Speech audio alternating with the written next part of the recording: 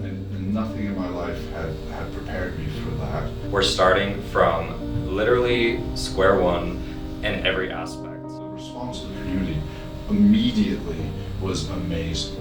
This is a reset. We needed our space back.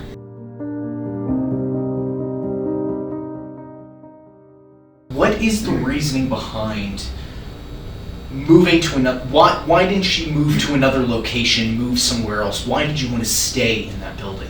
Well, that kind of goes back to a history of why Club Q was open in the first place. Prior to Club Q, the longest running gay bar in Colorado Springs was Haynes. And that was two owners that bought property in the 70s down on Colorado Avenue and ran that all the way up until right around the same time as Club Q was opening. And they stayed there through thick and thin. They stayed there through the AIDS crisis.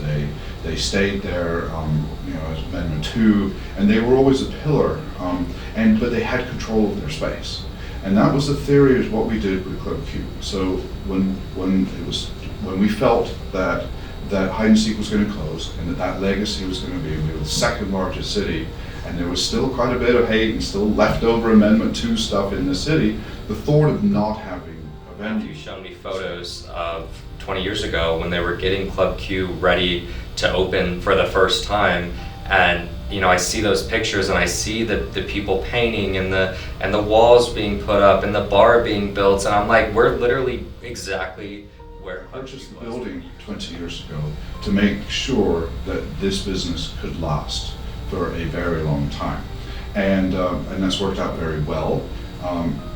Club Q has never had a rent increase in 20 years, so it's always been able to have a home, and so moving logistically would just be a very expensive proposition.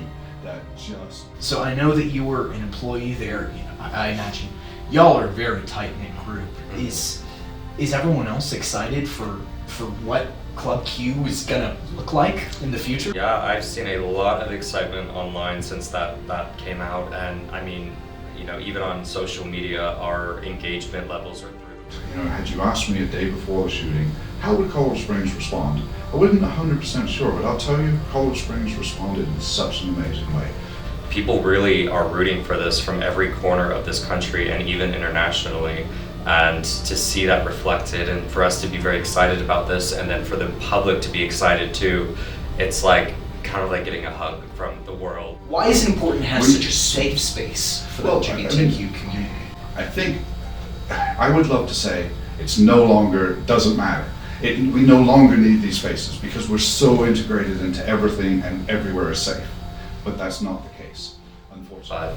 Bringing Club Q back it's a statement, and it's a bold statement. And during the time in our country right now with such vitriol and hatred being spread, in some states banning drag, passing the Don't Say Gay laws in Florida, all sorts of hatred is being spread by politicians and social media and activists, and we can't fix that overnight. Look, there's over 200 mass shootings since Club Q, and we woke up this morning to another shooting. I think the thing for me is, there are mass shootings almost every day, it feels like, in this country, and not necessarily just in queer spaces, literally everywhere. Churches, schools, bars, anywhere you can imagine, grocery stores, movie theaters, the list goes on. I often say, right now, sitting in a home, there may be a 16, 18-year-old, 20-year-old, whatever, that is questioning sexuality, that's questioning gender.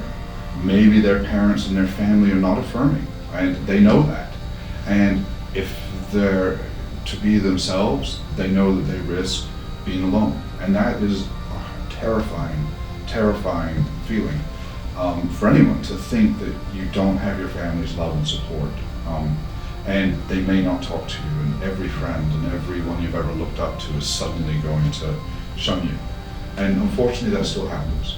And these are the types of spaces that you're able to re-find your new chosen family, that you're able to find a friend, that you're able to find a partner. So the space, you're going to have the memorial for the 5 who lost their lives, Correct. The 17 boulders, the Flagstaff. I also saw in some of the mock-ups that y'all had that there's going to be like a sort of an outer wall, I believe, with that rainbow. There is. There's a lot of pieces. So we've been consulting with the FBI and with Colorado Springs Police Department, and there's also private consultants. And so there's a lot of design pieces that, number one, we should never have to think very, about. very deeply. We don't want to forget. We don't want to sweep this away. We want to remember this. And talking yesterday with Daniel's parents, they want to remember this. They lost their son in this, but they don't want to forget or anyone to forget. And so, for example, walls now that are going around this, even though they're decorative, those offer duck and cover things. Our patio has been wood for 20 years. It's now going to a cinder block surrounding it, 6 feet tall, with ballistic protection. Again, should we have to be thinking about this? No. But this is where we live today, and this is what we need to do. Sure. So behind the scenes, what does it take to really rebuild Club Q? Like, that's obviously a lot of effort on y'all's part. Yeah. Well, what doesn't it take? I mean, it's truly top to bottom, wall to wall. I mean, every square foot of that club has been very specifically designed for what it's going to look like in the future. And every exit door and entrance door and security protocols and technology and lights and, I mean, everything you would think it would take to start a club, that's where we're starting. Some that are public and some that, I mean, so our entry system will be very clear. It's a windy entry system that requires you to go through metal detection, requires you to be known, requires you to be buzzed in.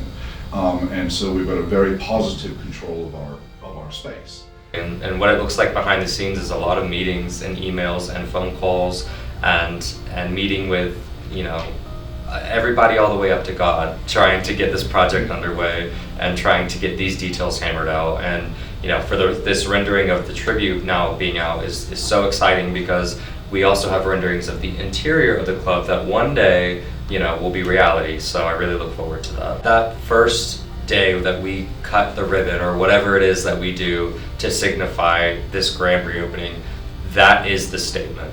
That is the cherry on top of everything that we're doing. And once we get to that point, it's just going to be, you know, I think a lot of us in this office are going to cry and be very overcome with emotion because this project is not the easy path forward. This project very much is the difficult path forward. But, you know, I believe the roughest roads often lead to the top, and we're definitely on that rough road right now.